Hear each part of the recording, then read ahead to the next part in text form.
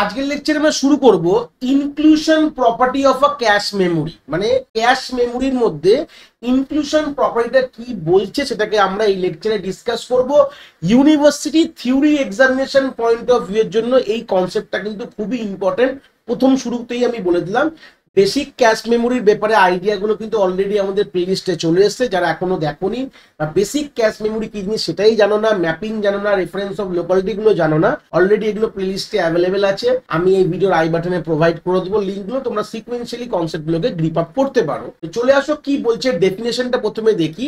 দেখে নাও, the inclusion property ensure that the data present in smaller faster cache like L1 is also present in the larger slower cache like L2 and L3। এবার গল্পটা কি বলছে, ডেফিনেশনটা বুঝতে গেলে একটা ছবিতে চলে যায়। তলায় এই ছবিটা আমরা বেসিক মেমোরি হায়ারার্কিতেও দেখেছিলাম যে আমাদের কিভাবে আমাদের একটা ক্যাশ মেমোরি প্রসেসরের সাথে কিভাবে ইন্টারলিঙ্ক থাকে। অ্যাকচুয়ালি আমাদের প্রসেসরের মধ্যে কিন্তু মাল্টি কোরিং সিস্টেম থাকে। এখন কোর্স চলে এসছে, একটা প্রসেসরের কাজগুলোকে কোর্সে ডিভাইড রয়েছে এবং ইচ ইন্ডিভিজুয়াল কোরের কাছে কিন্তু আমাদের তার নিজস্ব কিন্তু ক্যাশ মেমোরি থাকে। যেরকম L1 L2টা প্রত্যেকটি কোরের পার্সোনাল থাকে, আর L3টা কিন্তু শেয়ার্ড, মানে সবগুলো কোর কিন্তু এটা শেয়ার করে। এবার প্রশ্নতে কি বলছে, হোয়াট ইজ আ ইনক্লুসিভ বা ইনক্লুশন প্রপার্টি কি বলে, যে ধরে নাও তোমার এই যে কোর 1 যদি L1 এ কোনো এক্স ভেরিয়েবলকে স্টোর করেছে, ধরে নাও তার ডেটা স্টোর করেছে, যেমন 5 আছে, তাহলে সেটা L2 তেও স্টোর করতে হবে। কি বললাম বুঝতে পেরেছো?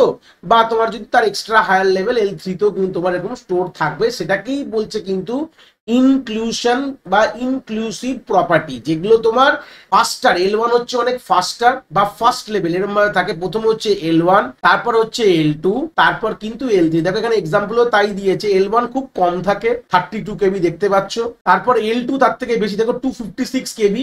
আর L3 কিন্তু এমবি, মানে এগুলো কেবি এমবিতে থাকে। L1 সব থেকে ফাস্ট বলতে পারো, তারপরে ফাস্ট হচ্ছে মিডিয়াম হচ্ছে L2, আর তার থেকে অনেক স্লো বলতে পারো। মানে এই comparison two L1 cache memory কিন্তু এদিকে বহুত ফাস্ট, বাট কিন্তু এদের তিনটের যদি আমি সেলফ কম্পারিজন করি L1 L2 L3, তো সেই সূত্রে গেলে কিন্তু L1 সব থেকে ফাস্ট। তো L1 এর মধ্যে যদি কোনো ডেটা থাকে সেটা L2 তেও রাখতে হবে, সেটা L3 তেও রাখতে হবে। এটাই বলতে চেয়েছে, বলা হয় ইনক্লুসিভ প্রপার্টি। দেখো তাই বলেছে, যেটা স্মল আর ফাস্টার ওয়ানে যেটা L1 এ যে ডেটাটা রয়েছে, ডেটা প্রেজেন্ট, সেটা আমাদের ইজ অলসো প্রেজেন্ট ইন যেটা লার্জার বা লোয়ার ক্যাশ বলতে পারো, সেটা L2 বা L3। এরকম পার্মানেন্ট নিলা যে L2 থাকলে L3 তেও থাকতে হবে, L2 বা L3 যে কোনো একটা থাকলেই হবে। If a block exist in L1 it must also exist in L2 and possibly L3। মানে L2 তেও থাকতে পারে এবং L3 তেও যদি মনে হয় রাখতে পারো, বাট মিনিমাম তোমাকে L2 তে থাকতেই হবে, এটা মিনিমাম। তাহলেই কিন্তু ইনক্লুশন প্রপার্টি হোল্ড করবে। This keep data synchronised across the level. তাহলে ডেটার মধ্যে তালমিল কিন্তু বজায় থাকবে। এই হচ্ছে বেসিক গল্প। আর এখানে টাইপস এর মধ্যে কি রয়েছে, ইনক্লুসিভ প্রপার্টি মানে বললাম যেখানে all data present in L1 is also in L2 বা L3 হতে পারে, যে কোনো জায়গায় সিনারিও থাকতে পারে। এক্সক্লুসিভ প্রপার্টি কি বলছে, যে ডেটাগুলো তোমার একটা level of cache at a time থাকবে। Data exist in one level cache at a time, মানে একটাই লেভেলে data exist in only one level cache at a time, মানে একটা লেভেলে। মানে ধরে নাও L1 এ থাকলো, L2 তে থাকবে না, এটাকে বলা এক্সক্লুসিভ প্রপার্টি। ইনক্লুসিভ মানে সবচেয়ে থাকতে হবে, এটাকে বলা ইনক্লুসিভ। আর এক্সক্লুসিভ কি বলে, যে একটা লেভেলেই ধরো না L1 এর জিনিস L1 এই রাখলাম, L2 তে রাখিনি, কারণ L1 তো আছেই। এরকম যদি ভাবনা চিন্তা থাকে তখন সেটাকে বলা হয় এক্সক্লুসিভ প্রপার্টি বলা হয়। এগুলো কিন্তু type of hierarchy, cash hierarchy base on inclusion, এগুলো হতে পারে। এই সিনারিওস গুলো হতে পারে বলে তার তিনটে সিনারিওস দেখিয়েছে। একটা হচ্ছে নন ইনক্লুসিভ বা নন এক্সক্লুসিভ। কি বলছে, নো স্ট্রিক্ট পলিসি অ্যালাউ মোর ফ্লেক্সিবিলিটি। এখানে পলিসি নেই, এর কোনো স্ট্রিক্ট পলিসি নেই যে L1 এ থাকলে L2 থাকতে হবে, এরকম কোনো ব্যাপার নেই। তাহলে এখানে ফ্লেক্সিবল গল্পতে তুমি থাকতে পারো। যদি এইরকম এই জিনিসগুলো যদি আমরা মেনটেন করি, তাহলে আমরা ফ্লেক্সিবল কনসেপ্ট থাকতে পারি। বাট বেসিক ইনক্লুসিভ প্রপার্টি কি বলে, যে প্রশ্নতে এটাই হয়তো মেনলি দেয়, এক্সক্লুসিভও দিতে পারে। এই দুটো প্রশ্নই খুব ইম্পর্টেন্ট ইউনিভার্সিটির জন্য। তো সেই সূত্রে দাঁড়িয়ে একটা লেভেলে মানে ক্যাশের যে L1 এ যদি কোনো ডেটা থাকে তাহলে L2 তেও থাকতে হবে, এটাকে বলা হয় ইনক্লুসিভ। আর ধরো না যে কোনো একটি লেভেলে রয়েছে, বাকি কোনো ম্যান্ডেটরি নেই যে আরেকটা লেভেলে থাকতেই হবে এট আ টাইম, এটাকে বলা এক্সক্লুসিভ বলা হয়। এই হচ্ছে বেসিক আইডিয়াটা। নেক্সট হচ্ছে কিভাবে, what when a data block is loaded into L1, একটা এক্সাম্পল সিনারিও রয়েছে বলতে পারো, যদি ডেটা 1টা যদি আমার L1 এ লোড করানো হয়, it is also placed in L2 and L3 to maintain inclusion. দুটোতেই আমরা রেখেছি, একটাতে রাখলে হতো, দুটোতেও রেখে দিয়েছি ধরে নাও। এবার ধরে নাও প্রশ্নটা এখান থেকে একটা বড় কথা দেখবে, if L2 evict a block, evict মানে বার করে দেওয়া, বাংলা ভাষা বলতে বার করেছে মানে তার, আমরা তো আলটিমেটলি L2 তো কিন্তু এরকম আমাদের লাইনসে ডিভাইড রয়েছে, তাহলে ধরো না কোন একটি ব্লক যেটা L1 এও রয়েছে L2 তেও রয়েছে, ধরো না এটা L2 আমি আঁকলাম, আর ধরো না L1 এরকম রয়েছে, তার মধ্যেও কিছু এরকম ব্লকস মানে আমরা লাইনসে ডিভাইড করেছি। তাহলে এই লাইনটা আমার ধরো না L1 ও আছে আর এটাও সেম আছে, ধরো না এটা A লিখলাম আমি, ধরো না A নামটা দিলাম A। তো ধরো না এই যে ব্লকটা কিন্তু L2 বাইরে বার করে দিল, তার মানেটা কি, L2 যদি বাইরে বার করে দেয় according to the principal of inclusion বলতে পারো, it must invalidate it in L1 as well to preserve inclusion। যদি L2 কোনো ব্লককে বাইরে বার করে দেয় তার মানে ওটা ইনভ্যালিডেট হয়ে যাচ্ছে L1 এর, L1 কেও কিন্তু তোমাকে বাইরে বার করে দিতে হবে। যেরকম এক্সাম্পলে কি বলছে, লেটস সে এক্সাম্পল রেখেছি, L2 decide to evict a block A, evict মানে বাইরে বার করছি, ব্লক ওনার ব্লক A কে বাইরে বার করছি, maybe to make room for new data. মানে দেখো ক্যাশ মেমরি তো অনেকই ছোট, তো একটা ব্লককে না বাইরে বার করলে একটা ব্লক আসবে না, তো ধরে নাও কোনো কারণে একটা ব্লককে বাইরে বার করেছে একটা ব্লককে ঢোকাও বলে, because of inclusion rule block A must not be L1। তো ইনক্লুশন কি মানে গল্পটা এই দুভাবে ভাবতে পারো, হয় তুমি L2 ওটাকে বাইরে বার করতে পারবে না কেন কি ওটা L1 এ আছে বলে, আর যদি বার করে তাহলে তোমার ওটাও তুমি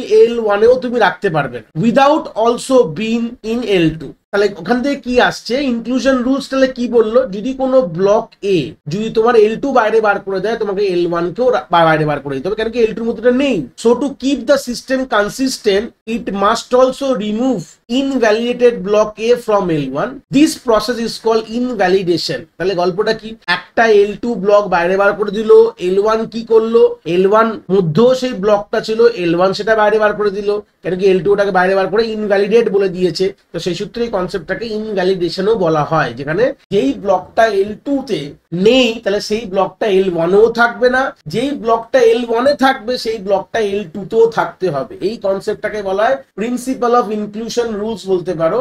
তো এই যে আমাদের বাইরে বার করে দিল, এই বাইরে বার করে দেওয়াটাকে একটা সিনারিও দেখালাম যাকে বলে ইনভ্যালিডেশন, যেখানে কোনো একটি ব্লক যখন একটা ক্যাশ থেকে বেরায়, ধরে নাও আমাদের যে L1 থেকে যদি কোনো ব্লককে বাইরে বার করতে হয়, যদি সিম্পল বলি, তো সে প্রথমত কি বলবে, আদার্স যে ক্যাশ গুলো রয়েছে যেগুলো ধরো L1 L2 L3 এরকম রয়েছে তাদেরকে বলে দেবে ইনভ্যালিডেট কনসেপ্টটাকে বলে দিয়ে তারা বার করে দেবে, ওকে বললো যে ভাই এটা আমি বার করে দিলাম তো তোমরাও বার করে দাও। এই কনসেপ্টটাকে কি বলা হয়, ইনভ্যালিডেশন কিন্তু বলা হয়। এই যে basic idea.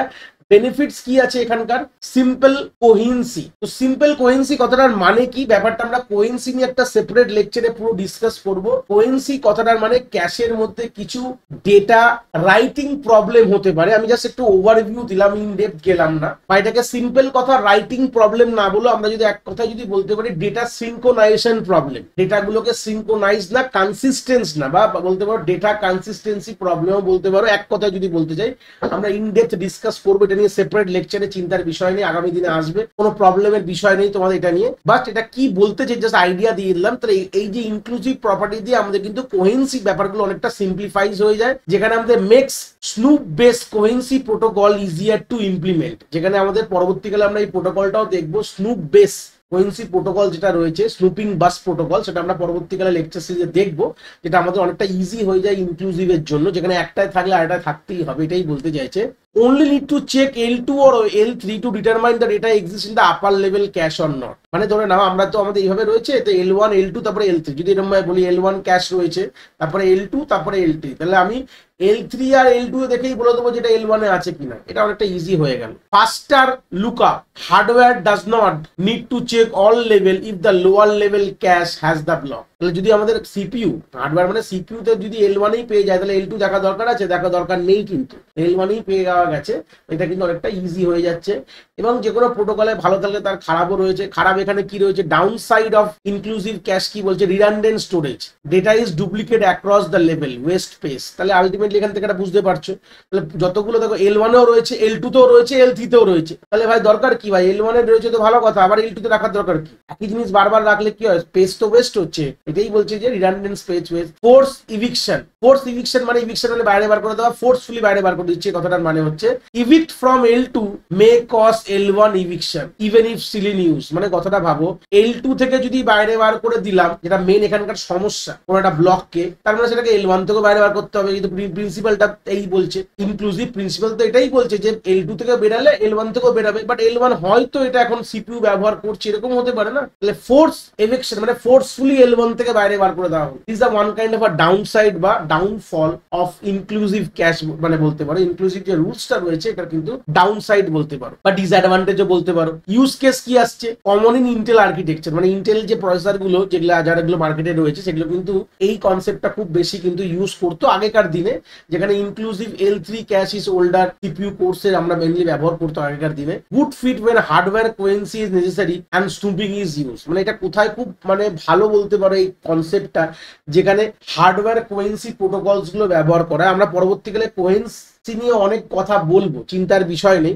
What is coherency, what is cache coherency, এগুলো নিয়ে আমরা পরবর্তীকালে অনেক কথা বলবো, এবং সেটাকে রেকটিফাই হার্ডওয়্যার বেস কি করে করা যায় সেগুলোকেও নিয়ে আমরা আগে অনেক কথা বলবো। কিন্তু আলটিমেটলি এটা বোঝানোর জায়গা একটাই, যে হার্ডওয়্যার বেস কোহেন্সি গুলোকে এই ইনক্লুসিভ প্রপার্টির থেকে অনেকটাই কিন্তু বেনিফিটস পাওয়া যায়। তো এই ছিল মোটামুটি বলতে পারো আইডিয়া অফ ইনক্লুশন প্রপার্টি। আশা করি এখান থেকে তোমরা কনসেপ্টটা খুব ভালো করে বুঝতে পেরেছো।